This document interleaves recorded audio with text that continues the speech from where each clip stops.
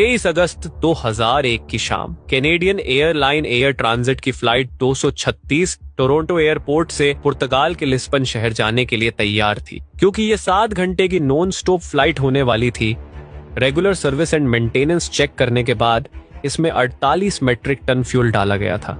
क्योंकि ये एक एयरबेस A303 जहाज था जो उस समय का सबसे एडवांस और सबसे सेफ एयरक्राफ्ट माना जाता था।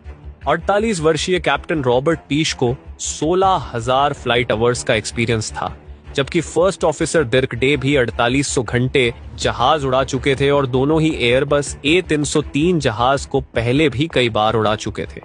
कुछ ही देर में फ्लाइट में 293 पैसेंजर्स और 13 क्रू मेंबर सवार हो गए।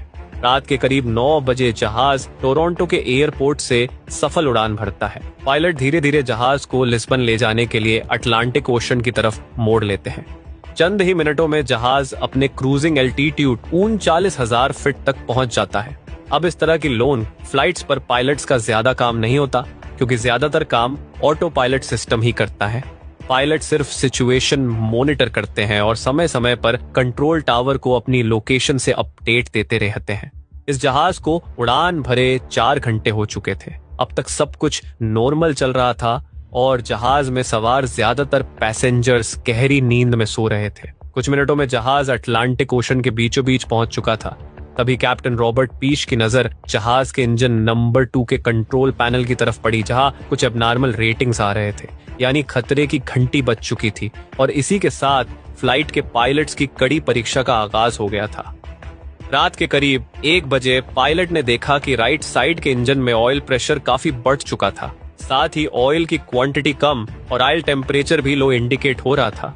इस तरह का एरर दोनों पायलट अपने करियर में पहली बार देख रहे थे, क्योंकि स्कूटर से लेकर हवाई जहाज तक जब भी कोई इंजन ज्यादा देर तक ऑपरेशनल होता है तो धीरे धीरे उसका तापमान बढ़ता है।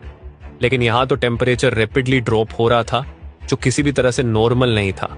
इसलिए दोनों ही पायलट तुरंत ही फ्लाइट मेन्यू को देखते हैं, लेकिन उसमें उन्हें कुछ भी नहीं मिलता। तभी देरी न करते हुए पायलट सीधा कनाडा में स्थित एयर ट्रांजिट के मेंटेनेंस कंट्रोल सेंटर फोन करते हैं और इस प्रॉब्लम के बारे में बताते हैं।